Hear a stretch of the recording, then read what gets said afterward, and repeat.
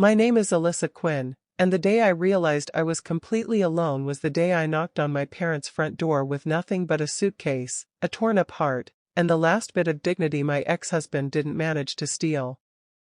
It was raining, one of those cold sheet-like spring rains that soaks you right through your bones. My fingers were shivering as I gripped the doorknob of the home I grew up in. The place still smelled like apple pie and cinnamon candles. Funny how Mum used to call it the safest place in the world.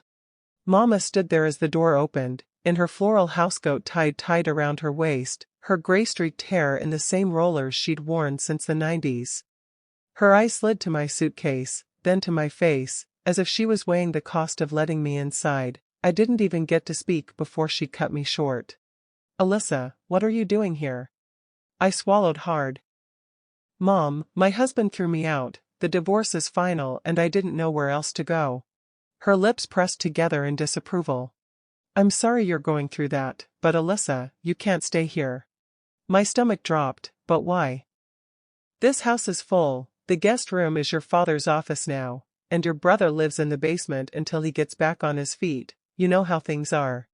"The same Tyler that's been unemployed for 3 years," I said, wiping the trail of rain dripping down my nose.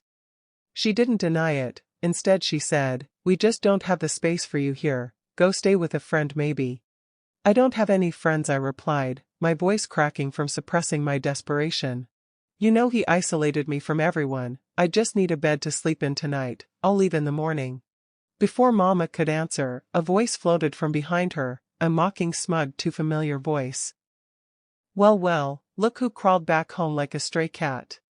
It was Tyler, my brother, the golden child turned lifelong disappointment.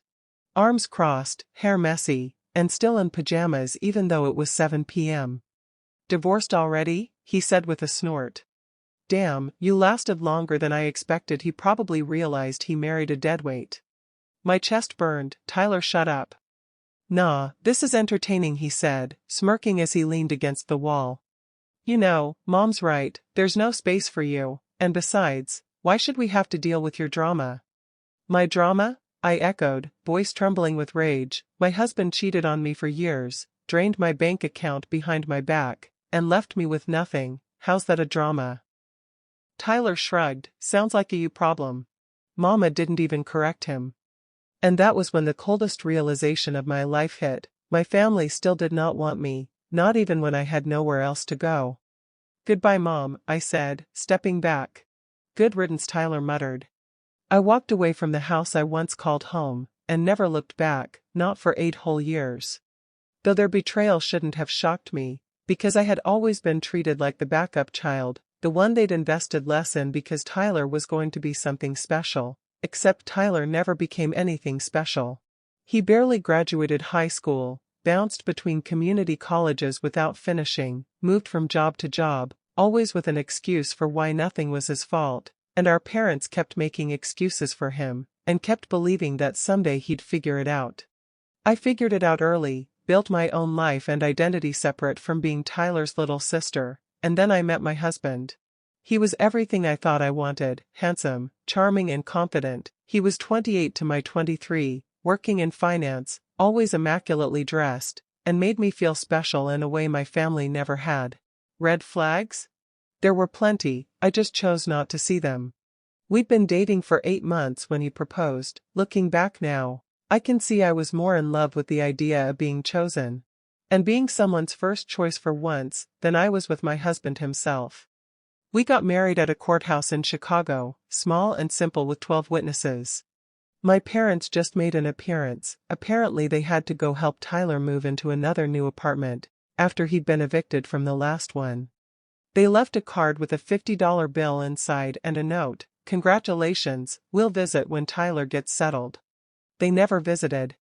My husband on his part insisted on a prenuptial agreement that was one-sided. Though I didn't see it that way as at the time. I was 24 and stupid in love, so I signed without reading it carefully. Signed away any claim to his assets, and to anything we'd accumulate during our marriage. I didn't realize what I'd done until it was too late.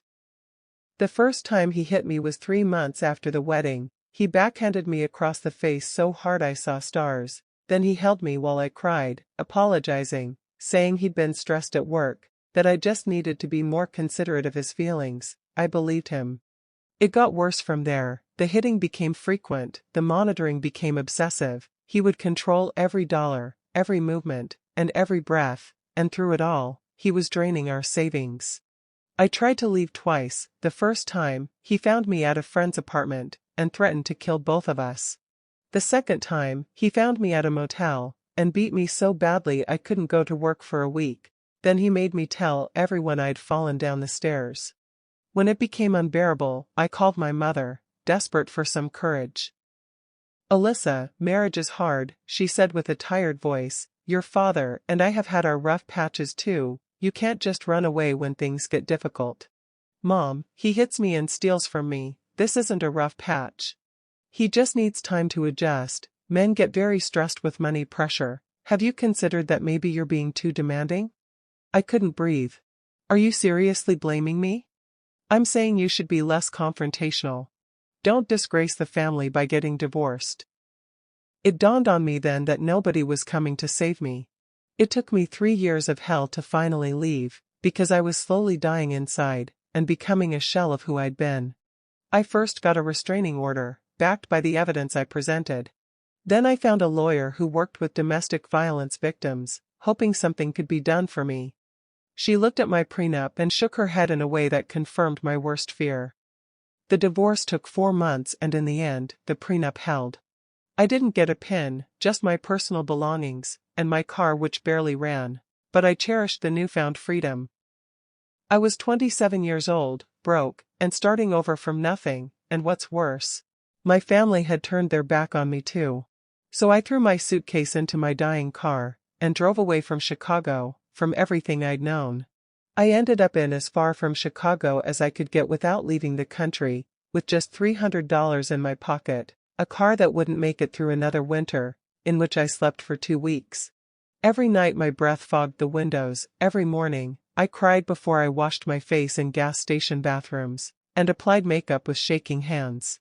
But the thing about hitting rock bottom is, it gives you traction. I got a job in a small diner in downtown, where I waited tables by day, and cleaned floors by night. I slept in shelters until I could afford a room in a women's housing unit. Slowly, painfully, I crawled out of the pit. One life-changing night, while wiping down table 6, a customer accidentally spilled her entire purse onto the floor, including a name badge. "Harper Jennings, Senior Marketing Director." "Oh God, I'm so sorry," she said, scrambling to collect her things. "It's okay," I said, kneeling to help her. "Rough day?" "You have no idea." And from that day, we became catch-up buddies. Until one day, I mentioned my marketing background to her. Then she paused and pulled out a card. "If you're serious about a fresh start, call me tomorrow." I did. Within a month, she helped me get a scholarship into a professional certification program, and got me a job as an administrative assistant at her marketing firm. The pay was barely above minimum wage, but it was a foot in the door. I worked harder than anyone else, volunteered for every project, made myself indispensable. Harper became my mentor, advocate, and eventually my friend. She challenged me, and pushed me, and I didn't come short. When she was promoted to the CMO position, she promoted me to a project manager position immediately, and from there, my career blossomed and my life went back on track. And through it all, my family didn't contact me. I didn't bother contacting them too, because they've showed me everything I needed to know about my place in their hierarchy. Within 8 years, I had built a life so far removed from Alyssa the victim, that sometimes I barely recognized myself. Until that Thursday morning when my assistant buzzed in. "Ms. Quinn? There are 2 people here asking for you. They say it's urgent." "Names?" They said their names are Mr. and Mrs. Quinn. My blood turned to ice. My parents? The same ones that haven't called me in years. Not for my birthday. Not even when I quietly sent them money once, hoping they'd reach out. Banned suddenly they were here? "Send them to the conference room," I said. When I walked in, Mama gasped. "Alyssa?" She rose, tears in her eyes. "Oh baby, look at you, you look successful." I smiled tightly. "What are you both doing here?" My father cleared his throat. He looked older, frilier, as though life had worn him down. "We need your help," he said. "Financial help," I guessed. They exchanged glances. Then Mama whispered, "It's your brother." "Of course. What about him?" I asked. Mama wrung her hands. "He made some big mistakes." I leaned back, folding my arms. "Get to the point." "He's in trouble with creditors," Dad said. "He owes more money than we can ever hope to pay." That was very much like Tyler, the golden child, who never worked, never tried, and never cared about the value of anything. No surprise there. Mama's eyes glistened. "They're threatening to seize our home, the house you grew up in." Did she really think invoking nostalgia would soften me? "What does any of this have to do with me?" I asked. "Alyssa," Mama stood, reaching for my hand. "You're our only hope. Please, we need you to save your brother and our house." The audacity. I laughed a soft, humorless laugh. "You need me now?" I repeated. "After shutting the doors of this same house to my face, after throwing me to the streets, while you protected your grown lazy son?" Mama started crying. Dad stared at the floor. "I regret that," she said. "I was wrong. I chose wrong. I thought your husband would come back, that you'd work it out. I didn't want your brother to end up on the street. You were always stronger than him, and see how successful you became after that." I couldn't hold my disbelief. "You're our daughter. We're begging you." Daughter? They only remembered the word when it benefited them. I tapped my nails against the table, thinking. Then I stood. "All right," I said, "I'll help." Their faces lit up. "But," I added, and their smiles stopped. "There will be conditions." My parents nodded eagerly as I outlined the terms. "You want me to pay off Tyler's debts," I said calmly. "I will, but only if you sign over the house to me." Mama blinked. "What?" "You heard me. I want full ownership of the house. You transfer the deed to me. I pay off the loan. You and Dad can continue living there rent-free for as long as you need, but Tyler must move out." "Alyssa, that's our home, our legacy. And you gambled it on Tyler's latest scheme. Now you have two choices: lose it to the bank, or keep it in the family by giving it to me. It's your call." "What about Tyler? Where will he go?" Mom asked. "Not my problem. I'm sure he'll find a way out." "Alyssa, please be reasonable. He's your brother." "No, Mom, he's your son, the one you chose over me, again and again, the one you enabled, coddled, and destroyed with your inability to hold him accountable. I'm not responsible for him." "So you'll kick your brother onto the streets?" "He's a grown man. Let him figure it out like I had to." "Your mom and I will need to think about this," Dad said, standing. "You have 24 hours to decide. After that, my offer expires and you can deal with the bank." "That's not enough time." "It's more than enough time to decide if you want to be homeless or not. Call me tomorrow with your answer." It was quite bold of them to think they can get such favor from me for free. They called back in 6 hours. "We agree to your terms," Mom said, her voice hollow. "Smart choice. I'll have my lawyer draw up the paperwork, and make sure Tyler's out before I pay the loan. I don't want him loitering around." The paperwork took 2 weeks to finalize. I drove to Chicago for the closing, first time I'd been back in years. Tyler was still there, despite my instructions. He looked exactly the same cocky expression, and same air of entitlement that had defined his entire life. He wanted to talk, but I made it clear that we had nothing to talk about. The closing took an hour. "There's one more thing," I said as we stood to leave. "Tyler, I want your keys to the house now." My parents looked shell-shocked. Tyler looked furious. "What? No. The house is mine now and you are not allowed here. We can do it the easy way or I can involve the police." "Mom, are you going to let her do this?" Mom looked away. She knew she had no choice. I held all the cards. Tyler threw his keys on the table. "You're so mean, you know that." "You'll regret this," he said, his voice low and threatening. "Mark my words, Alyssa, I will make you regret kicking me out like this." "Is that a threat?" "It's a promise," he replied. I picked up the keys without breaking eye contact. "Get out of my house, Tyler." He stormed out, slamming the door hard enough to rattle the windows. "Mom, Dad," I said. "You are only allowed to stay here because I can't bring myself to leave you stranded, but the day you open these doors to Tyler again, you won't believe what I would do." "He's our son," Mom begged. "We can't just abandon him." "That's exactly why I'm warning you. It's not like you had any problem abandoning me." I drove back, satisfied that I'd finally evened the scales, finally made them understand what it felt like to lose something precious because of someone else's choices. It felt so good, but it wouldn't last. The first time I felt it, I was leaving work on a Tuesday evening, that prickle at the back of my neck, the sensation of being watched. I turned around in the parking garage, looking between the rows of cars, but saw nothing. "You're being paranoid," I told myself. After years in an abusive marriage, I was still learning to relax, to not see threats in every shadow, but the feeling persisted. Over the next few weeks, I'd catch movement in my peripheral vision, only to turn and find nothing there. I'd hear footsteps behind me on the street that would stop when I stopped. I'd see the same dark sedan parked on my street 3 days in a row, then gone the 4th day. I told myself it was nothing other than my imagination working overtime. Then I came home from work one day and found something. It was a dozen black roses arranged in a cheap vase, sitting right in front of my apartment door. My hands shook as I picked up the card tucked between the stems. "With love, K." Who could it possibly be? I called building security. They reviewed the footage but saw nothing. The flowers had appeared during a gap in camera coverage. Whoever left them knew the blind spots. I threw the flowers away, card and all. Locked my door and triple-checked the locks. Told myself it was a sick prank, nothing more. 2 weeks later, I found a box. It was sitting in my car in the office parking garage, wrapped in expensive paper, tied with a silk ribbon.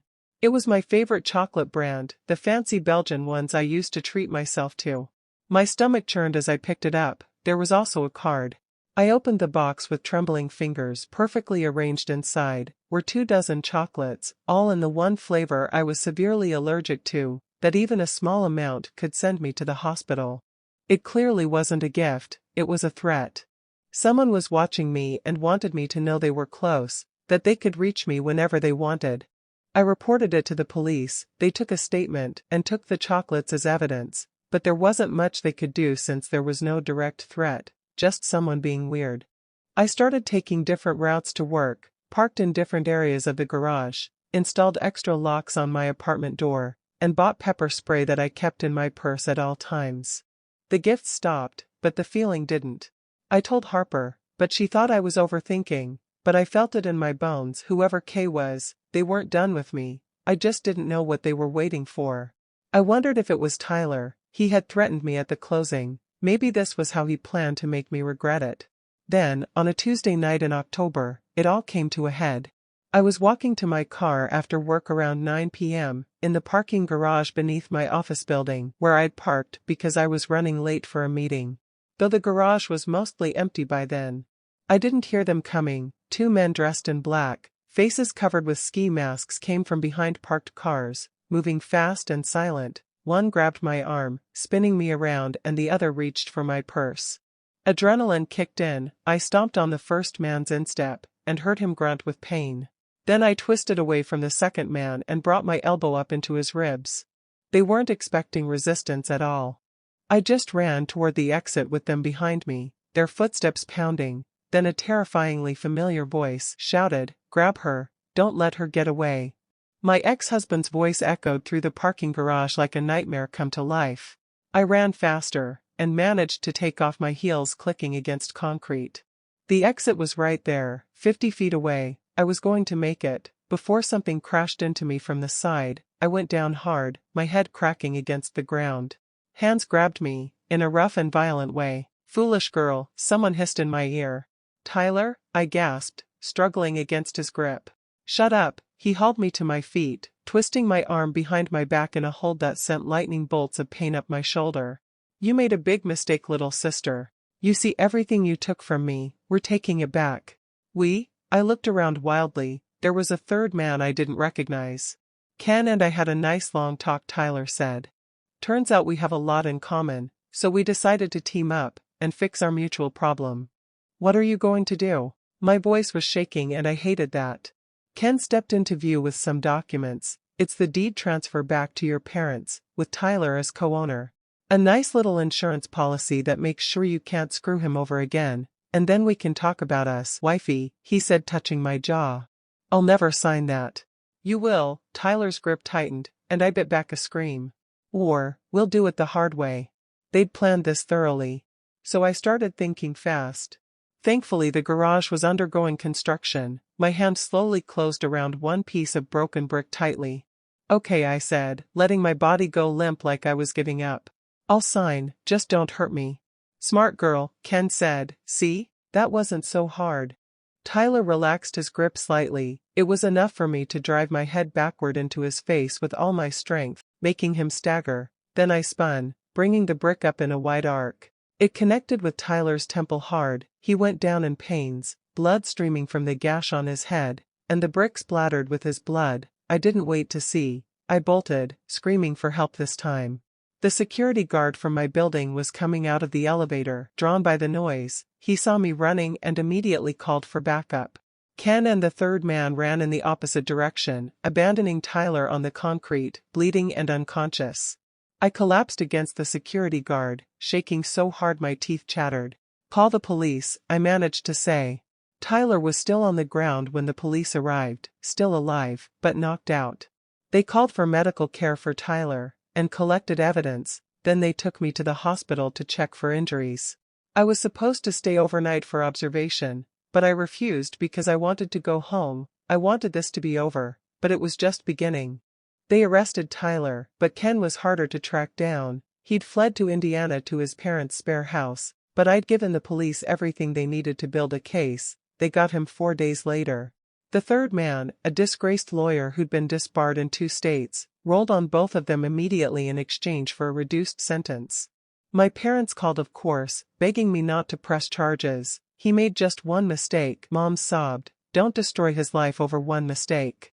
One mistake? I couldn't believe what I was hearing. These people were going to hurt me, possibly kill me if I didn't cooperate. Tyler would never kill you. He was just trying to get back what's rightfully his. The house is mine, you signed it yourself. You took advantage of our situation, and manipulated us because we were desperate. I didn't want to say what I would regret, so I hung up. They called back several times that day. I blocked them all. Ken's parents called too. His angry father accused me of vindictiveness. I blocked them as well. It wasn't long. Mom came down with a stroke. Dad was in the ICU waiting room when I got there, looking 10 years older than the last time I'd seen him. He stood when he saw me, but didn't move to hug me. She's in there, he said, gesturing to the unit. How is she? Not good. The stroke was massive. Even if she wakes up, they're saying she'll have significant brain damage. She might not know us, or be able to speak or move. I walked past him into the ICU, found Mom in a bed surrounded by machines, with tubes running into her arms, a ventilator breathing for her. She looked exhausted, nothing like the woman she used to be. I sat beside her for another hour, holding her cold hands. Then the doctor came in with Dad. I'm sorry, he said gently. Her brain activity is declining. At this point, we're just keeping her comfortable. You should prepare yourselves. It's unlikely she'll wake up. Dad collapsed into a chair, sobbing. I stood there, dry-eyed, feeling nothing but a vast hollow emptiness. Mom died the next night. The death certificate listed the cause as massive stroke, but we all knew the truth. Tyler had killed her. His choices, his violence, and his refusal to take responsibility did. But I was the one who'd pressed charges, so in their eyes, I'd killed her too. The funeral was 3 days later, small and quiet. I sat in the back and didn't cry. I just watched as they lowered my mother into the ground, and wondered how we'd gotten here. Tyler wasn't allowed to attend because he was still in custody. After the prosecutor argued he was a flight risk. After the funeral, Dad approached me. His face was haggard, and his eyes red from crying. Are you happy now? He asked. Is this what you wanted? I just wanted to be safe. I never wanted this, I replied calmly. She died because of you, because you insisted on Tyler facing the law instead of handling it within the family. No, I shot back. She died because you both raised Tyler to think he could do whatever he wanted without consequences, so do not put this on me. You've destroyed this family, Dad said, his voice shaking with rage. First you took our home, then you sent your brother to prison, and now your mother is dead. I hope you can live with that? I can live with it, I said coldly, because given the time again, I will choose myself over a family that never chose me. Then you're no daughter of mine, Dad snapped. Good, because you were never much of a father either. He walked away. and I never saw him again. The trial started 2 weeks after Mom's funeral. Ken's family kept begging me to drop the charges, but I maintained my ground. The jury deliberated for 3 hours, and found them guilty on all counts.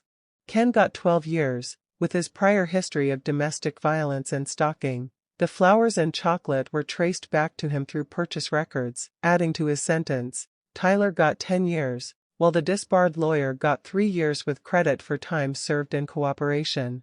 I sat in the courtroom and watched them get led away in handcuffs. Tyler looked at me with pure hatred, but I felt nothing but cold satisfaction. Ken's parents screamed at me as I left the courthouse. Still convinced I was the villain in the story, I kept walking, because I was done being a test ground for badly raised humans. Dad moved to Florida to live with his sister without telling me. He told everyone who'd listen that he had no daughter anymore. Regardless, I kept helping him from a distance. I'm not sure I'd ever forgive them entirely, but then, life goes on. Thank you guys for watching. Please don't forget to subscribe, like, and share your thoughts in the comments.